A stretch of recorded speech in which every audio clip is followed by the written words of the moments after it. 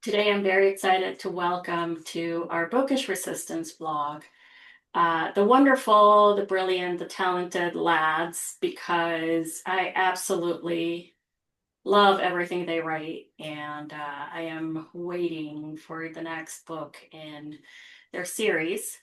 Um, Welcome, and why don't you start off by talking to us about Eyes Upon a Pier, which is the book that we have on our June Bookish Resistance. Yeah. So I Upon a Pier is my debut novella, which is a retelling of the life and crimes of Richard Kuklinski, except he's reimagined as a lesbian with ice magic. It takes place in a magical version of 70s and 80s New York, um, and is told like it's all in Ruda Pavlik's perspective, but because it's told in past and present in these interviews in from jail, I kind of consider it a dual POV experience. But anyway, yeah, so this happened because I was like super in between projects because I don't want to say totally burnt myself out because clearly I still have more stories in me, but I was like hitting kind of a critical point when it comes to like what I want to do with my writing. And because I was like trying to query, get an agent, all of that. And then I was like, you know what? We just need to like write something really, really weird. And really, really weird came in the form of a urban fantasy lesbian noir about a hitman with ice magic. So yeah, it was like it came together real frighteningly quickly, and I think it's just because so much of like that time period in New York is like just before when me and my parents arrived in America. So like we missed most of the craziness. So it just very much feels like be learning about all of that very much feels like being a tourist in like the town I grew up in. Oh, very cool. So you have ties to that area. Yeah, I had grown up within like walking distance of Stonewall, just to like really pay, like when I say I'm from New York, I mean like the city. So yeah. Okay. So how much research did you go into for, this world of killers?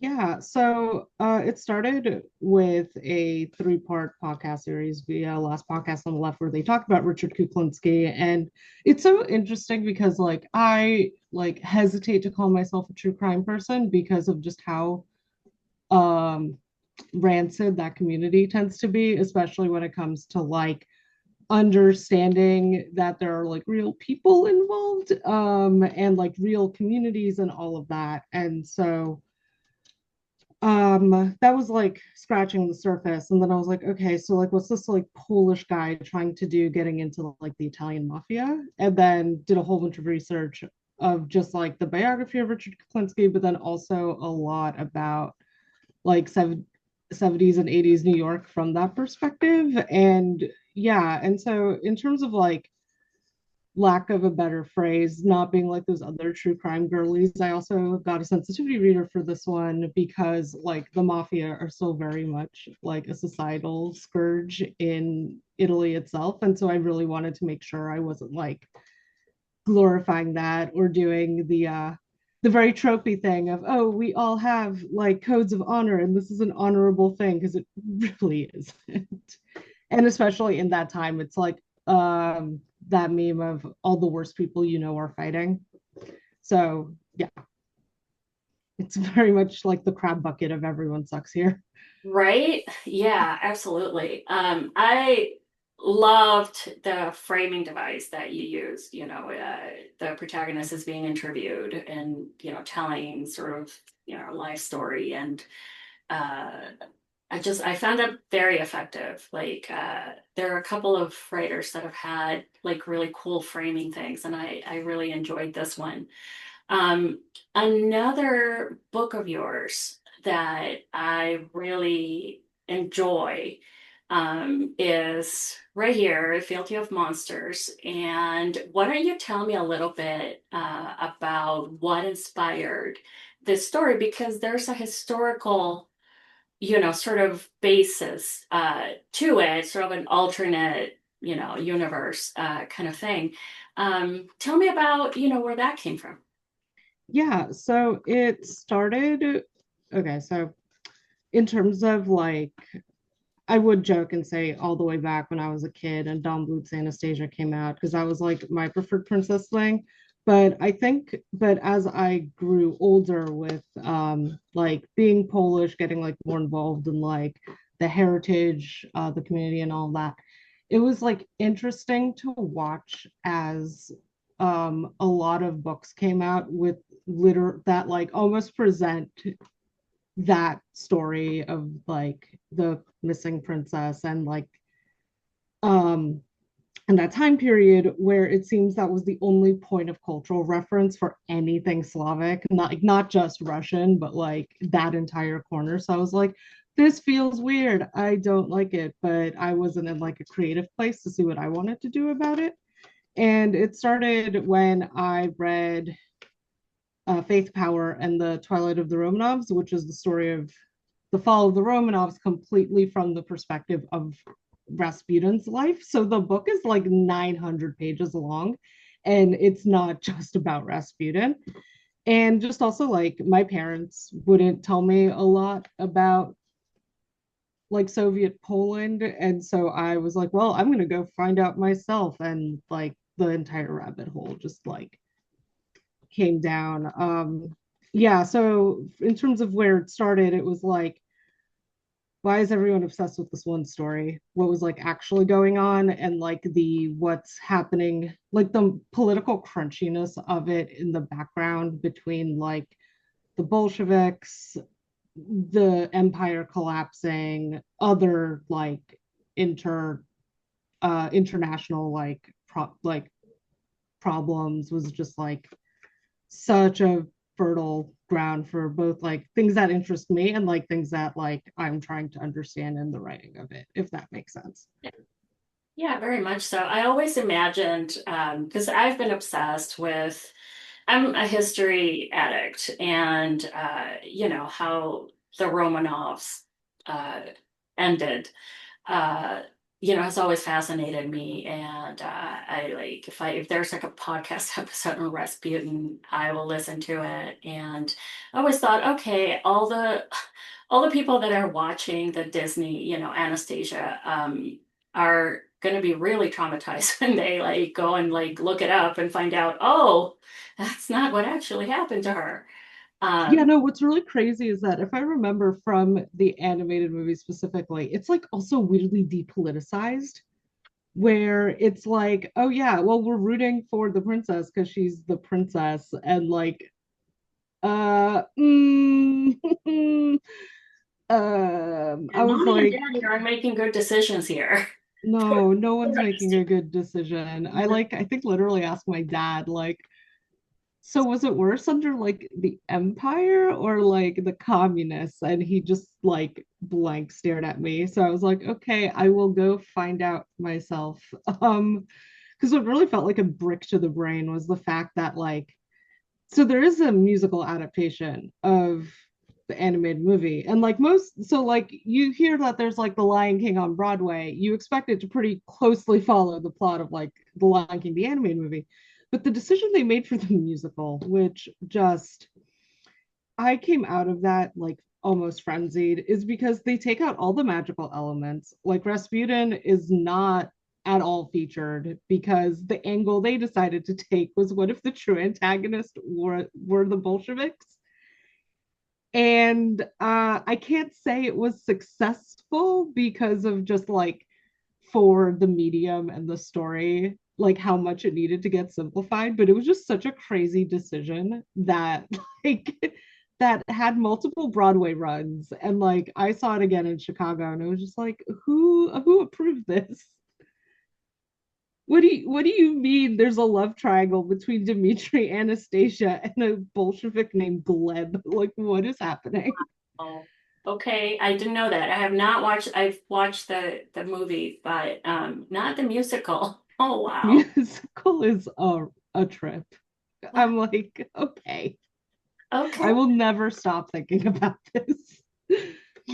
Oh, wow. So I mean, for the world building, because this is, the basis is sort of the Russian Revolution, but there's magic, there are vampires, including our protagonist. So how did you, decide to sort of blend the two, and how much real stuff versus how much fantasy stuff did you want to sort of put in the book?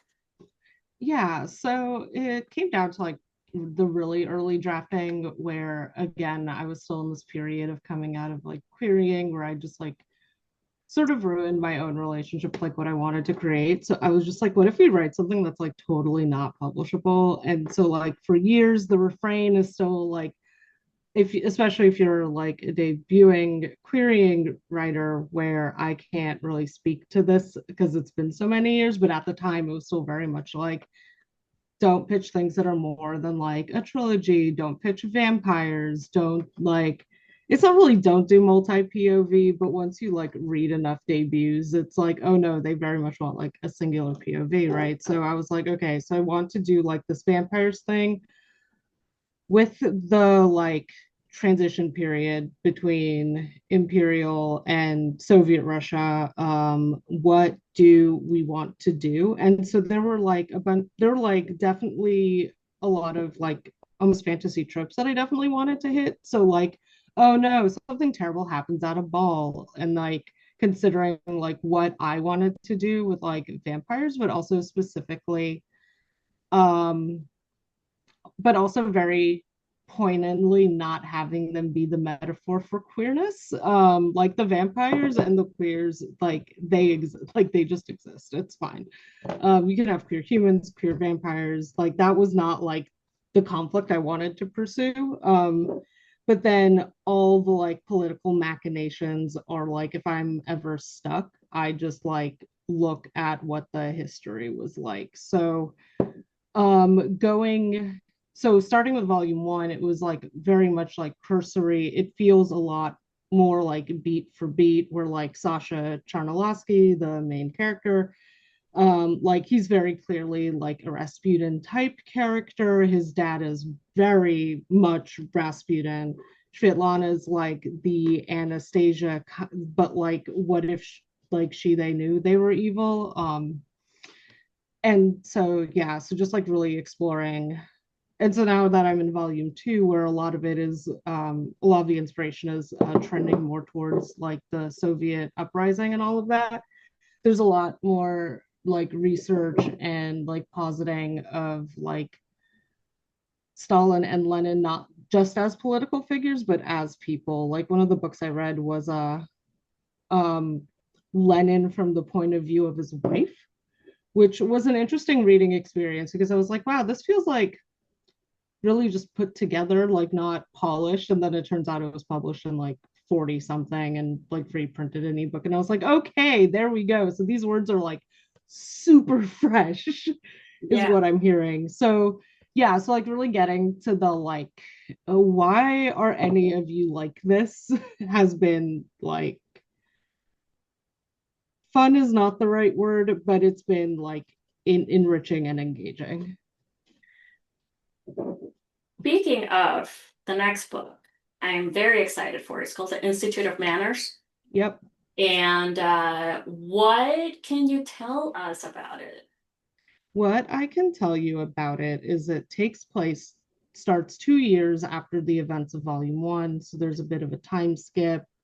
Svetlana uses they pronouns. They're trying to figure out how to like rule the empire. And one of the things that keeps coming up is the fact that people just think that like Sasha's actually running the empire. And that's like the last thing he wants. And so they had this like matriculation at the end, like towards the end of volume one, that they're like, okay, what if we just send you away to graduate school?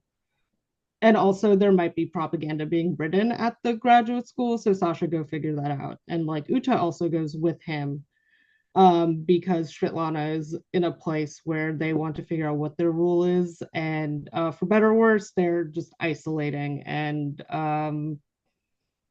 yeah. Very cool. I am very much looking forward to it. You wrote another book that I really enjoyed, and it was released fairly recently. So Mhm. why don't you tell us a little bit about that one too? So that one's called The Cradle of Eternal Night.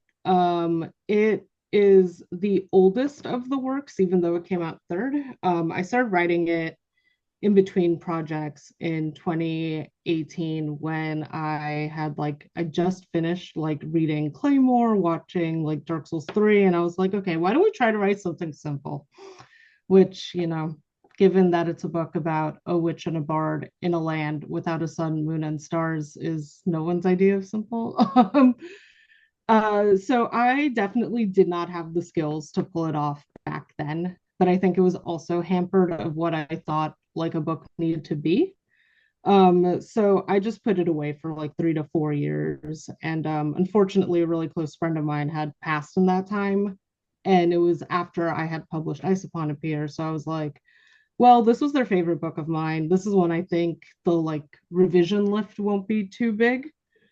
And so like Rekka J is who it's dedicated to. So I just like got my stuff in order and just completely rewrote it, shaved off about 30,000 words.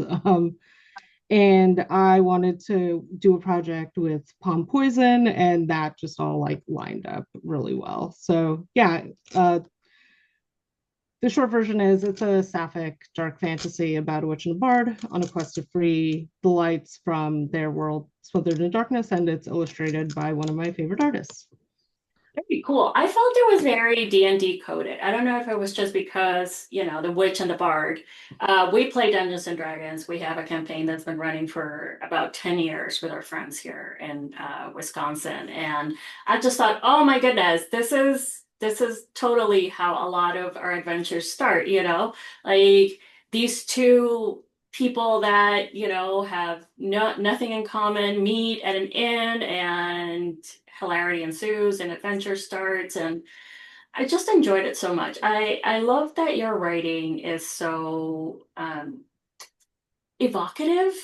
Like it really pulls me into the world with um Fealty of Monsters. I mean, I was there. It was, the last legs of the Romanov Empire, and um how how do you feel that your writing has changed from when you started kind of with the idea of publishing at some point? Like, how would you say that you have? Yeah, I think a lot of the evolution is also coming from a lot of um writing for me, but in a way that like kind of honors all of my tastes. So like it's interesting that you say that Cradle is reminiscent of D&D because yeah, it is like an adventure fantasy that will definitely appeal to that. But like most of my like fantasy background comes from like primordially I was a Lord of the Rings girly, but like Mervyn Peake's Gormenghast trilogy like found me at like the exact right time because I'd owned those books for a while, but just hadn't like sat down to read them. And they're difficult to read. Like the prose is so dense and like nothing happens for like 60 to 70% of the book, and then suddenly it's everything all at once. And I was like, I enjoy it for how it's presented. I wouldn't change it, but in terms of like taking the things that I like and applying them more to the things that I want to write is I was like, I think a lot of this information can be like disseminated a little bit more organically. Because I had also been very influenced in reading John Gardner's The Art of Fiction, where one of the theses of that is that fiction is like writing a dream and you don't want to do anything that like interrupts from the dream that is the fiction. So I like very much take that with me. Okay. And yeah, I'm just very fascinated by more almost like more short fiction forms where like every word matters. There's not a lot of time to meander, but like how to apply that to like a longer scoped work. I just like challenging work like that. So here I am.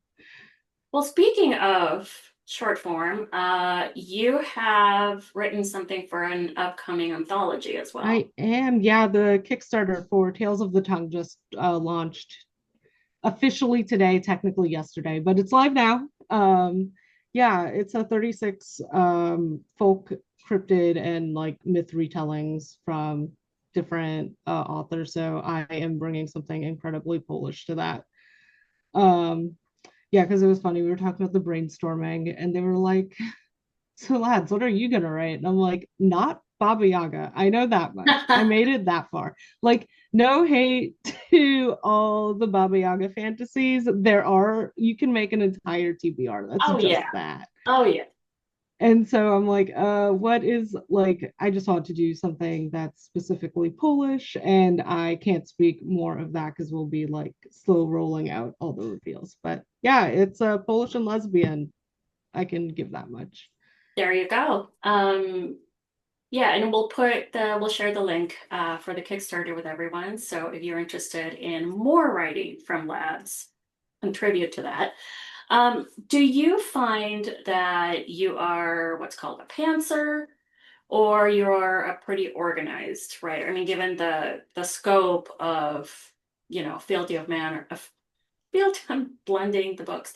Fealty of Monsters. What is your style of writing? So I'm not so organized where I have like the outline that says almost everything, but I do need my guardrails.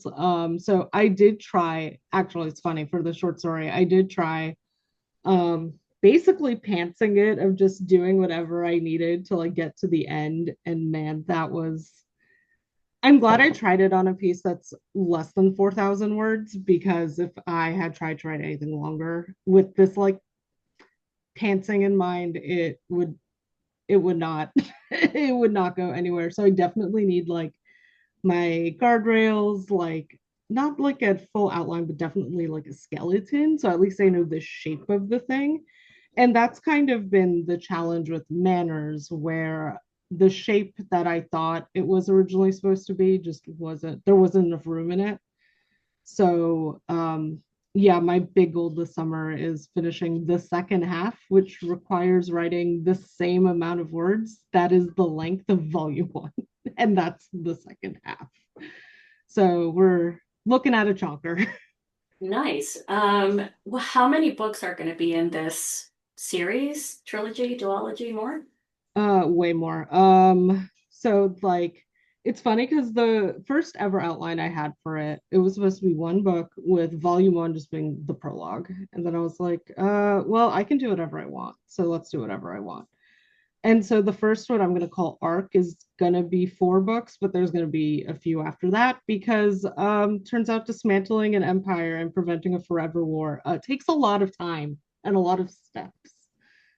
It does. You're not lacking for conflict when it comes to, No. And yeah. especially with the 3 POVs, because the one thing I can also definitely tell you is kind of a spoiler for volume one, but Ivona vanishes for volume two.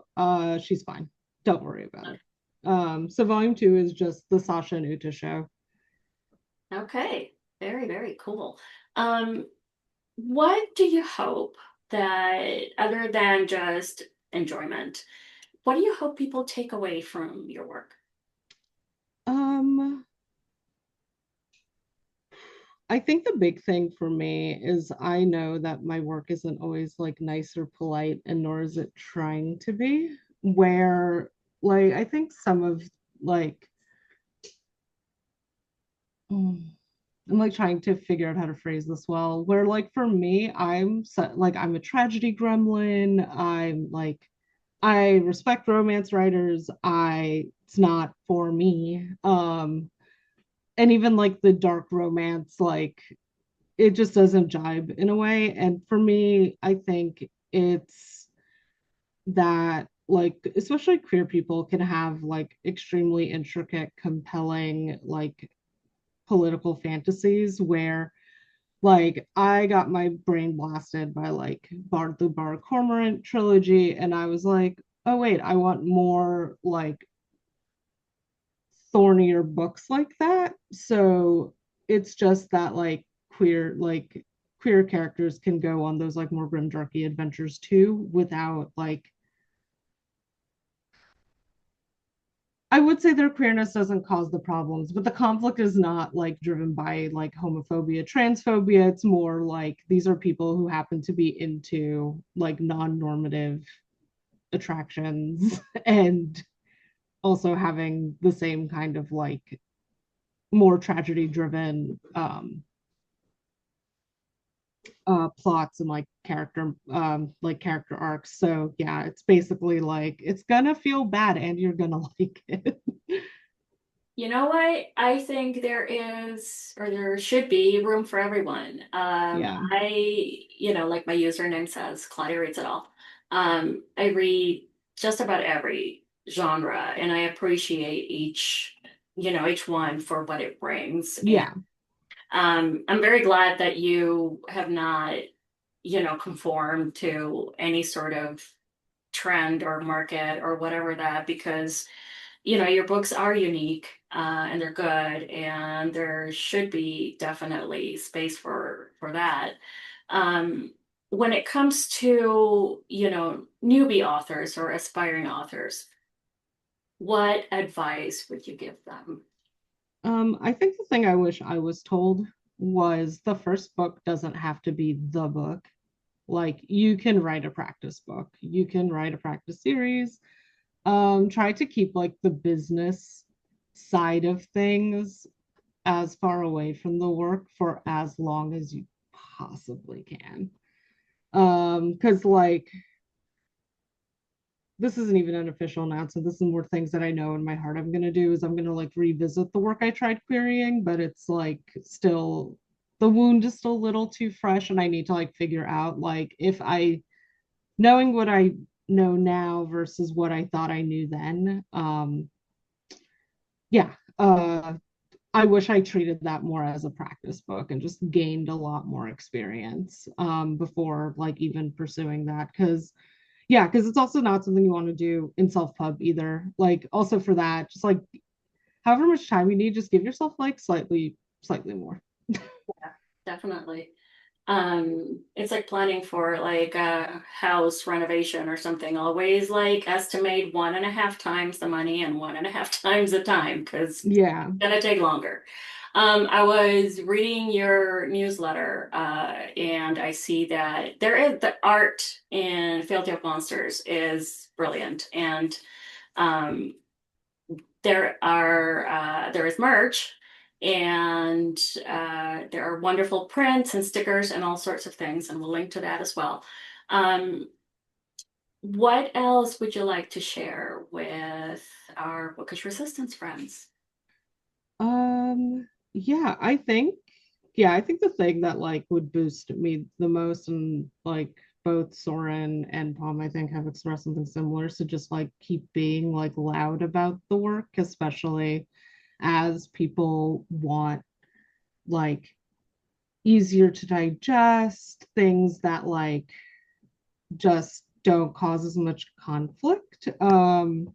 Because the reason why I'm drawn to their work is because it's both super trans and not like nice, even though it is very like gorgeous work to look at. Yeah, so I think just like continue being loud about supporting like especially trans creators, because unfortunately people are going to get louder and louder about not wanting to support those things. So Yep, yeah. we are certainly seeing a lot of that. Thank you so much. It's been a joy finally getting to chat with you. I absolutely love your work. And if you are looking for AU Russian Revolution vibes, vampires, very decadent, very lush, very gory at times. Yes, Yeah. definitely. Fealty of Monsters. There's an upcoming book and many more. Thanks again, Ladz. Thank you so much for taking time out of your weekend to chat with me. Yeah, thanks for having me, Claudia. Of course. Take Yeah, care. bye.